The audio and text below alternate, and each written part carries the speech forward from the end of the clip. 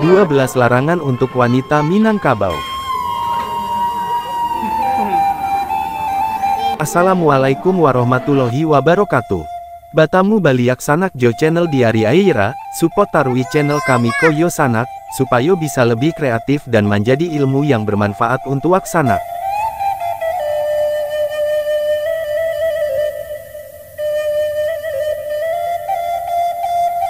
Minangkabau, nama yang tidak saja unik namun juga menarik untuk dibahas. Selain adat budayanya yang istimewa, Minangkabau juga syarat dalam berbagai petata petiti, nasihat-nasihat serta aturan-aturan yang merujuk kepada ajaran agama Islam. Minangkabau, jika dipelajari lebih dalam lagi mengandung makna yang mendalam dalam mengatur kehidupan yang agamis, tertib dan teratur dalam kesehariannya, terutama bagi kaum Padusi yang seharusnya sangat bangga dilahirkan sebagai putri Minangkabau, karena Padusi di Minangkabau diberi kedudukan yang istimewa sebagai Bundo Kanduang atau calon Bundo Kanduang, sesuai dengan ajaran Rasulullah Shallallahu Alaihi Wasallam. Namun begitu tidak semua wanita Minang bisa menjadi Bundo Kanduang, karena sebagai Bundo Kanduang dia haruslah menjadi panutan bagi kaumnya. Oleh karena itu di Minangkabau mempunyai aturan-aturan tersendiri bagi Padusi dalam berperilaku, berpakaian dan bergaul, agar bisa menunjukkan identitasnya sebagai wanita Minangkabau.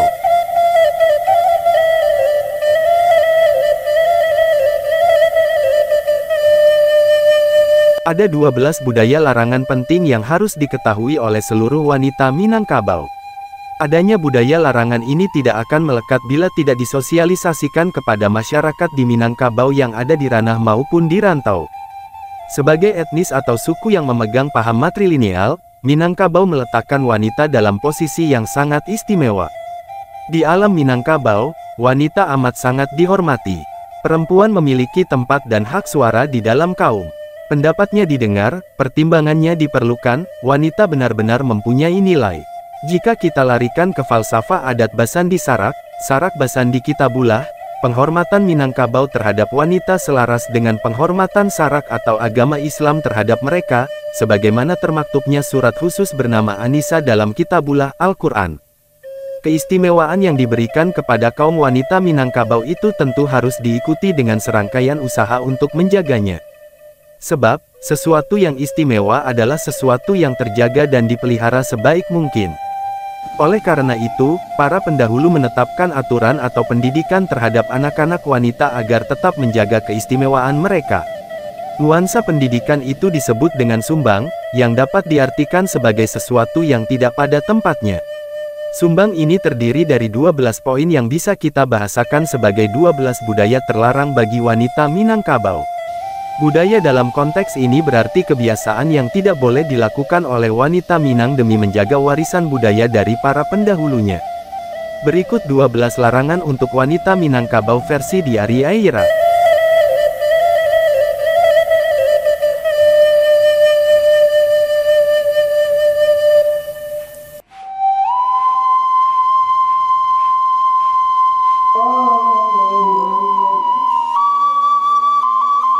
Satu, sumbang duduak. Duduk yang sopan bagi wanita Minang adalah bersimpuh, bukan bersila macam laki-laki, apalagi mencangkung atau menegakkan lutut. Ketika duduk di atas kursi duduklah dengan menyamping, rapatkan paha. Jika berboncengan jangan mengangkang.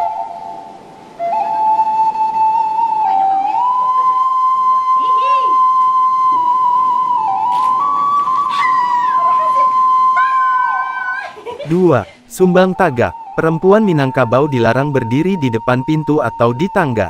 Jangan berdiri di pinggir jalan jika tidak ada yang dinanti. Sumbang berdiri dengan laki-laki yang bukan muhrim.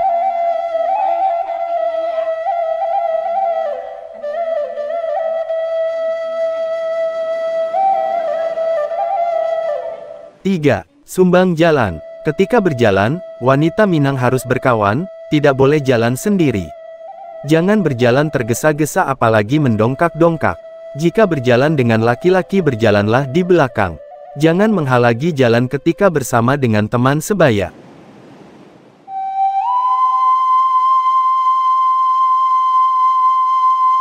4. Sumbang kato. Berkatalah dengan lemah lembut, berkatalah sedikit-sedikit agar paham maksudnya, jangan serupa murai batu atau serupa air terjun. Jangan menyela atau memotong perkataan orang, dengarkanlah dulu hingga selesai. Berkata-katalah yang baik.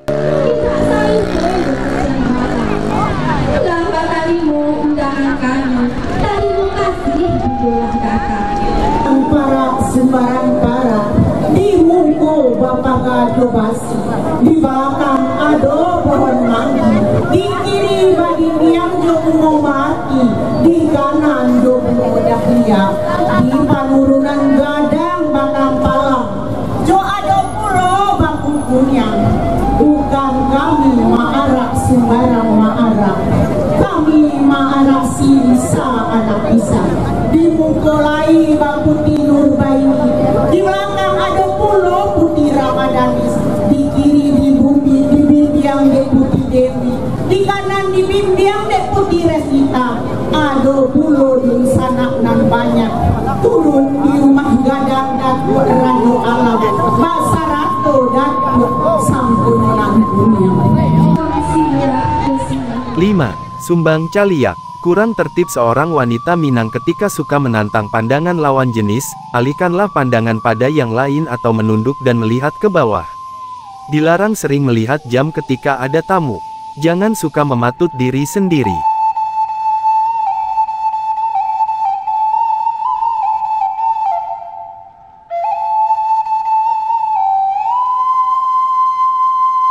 Enam. Sumbang makan. Jangan makan sambil berdiri, nyampang makan dengan tangan, genggamlah nasi dengan ujung jari, bawa ke mulut pelan-pelan dan jangan membuka mulut lebar-lebar.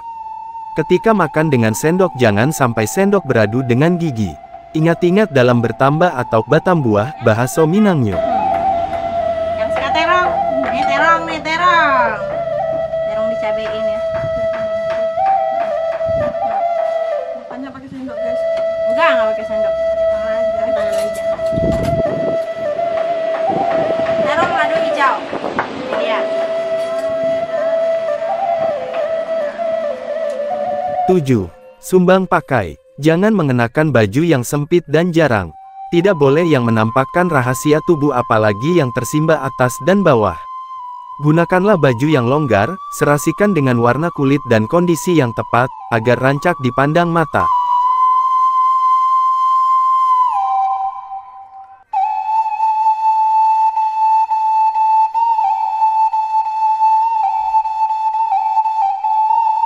Delapan. Sumbang Karajo. Profesi pekerjaan perempuan Minang adalah yang ringan serta tidak rumit.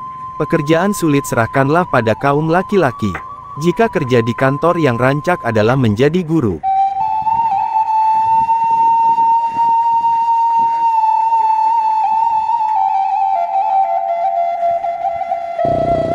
Ya lokasi rancak kalau malam ya. Iya buka tu lihat. Iya buka lihat tu buka. Pandang mana itu buat. 9. Sumbang Tanyo. Jangan bertanya macam menguji. Bertanyalah dengan lemah lembut. Simak lebih dahulu baik-baik dan bertanyalah jelas-jelas.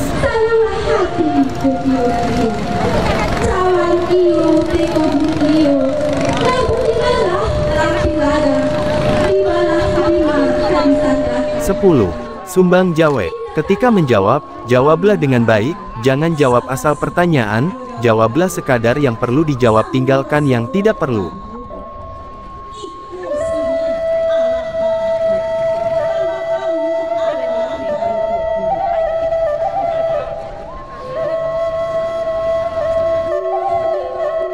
Sebelas. Sumbang Bagawa. Jangan bergaul dengan laki-laki jika hanya diri sendiri yang wanita.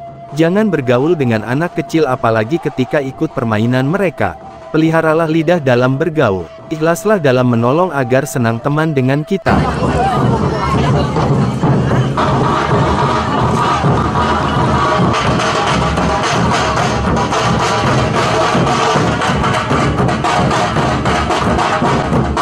Dua belas. Sumbang Kurenah. Tidak baik berbisik-bisik saat tengah bersama. Jangan menutup hidung di keramaian. Jangan tertawa di atas penderitaan orang lain, apalagi hingga terbahak-bahak. Jika bercanda, secukupnya saja dan diagak-agak, agar tidak tersinggung orang yang mendengar. Jagalah kepercayaan orang lain, jangan seperti musang yang berbulu ayam. Keistimewaan tentu harus dijaga dengan usaha yang ekstra. Bagai berlian yang dikurung di etalase kaca anti pecah dan bergembok, tak sembarang orang bisa menyentuhnya. Perempuan Minangkabau sangat berharga, bahkan jauh lebih berharga dari berlian yang dicontohkan itu. Berharganya dan istimewanya mereka selaras dengan harga diri yang perlu mereka pertahankan dengan teguh. Ketika perempuan Minang bisa menjaga semua itu, ketika perempuan Minang mampu menjaga diri dari 12 sumbang yang telah dijelaskan, dari situlah kecantikan sejati akan memancar dan kecantikan itu sampai kapanpun takkan pernah pudar.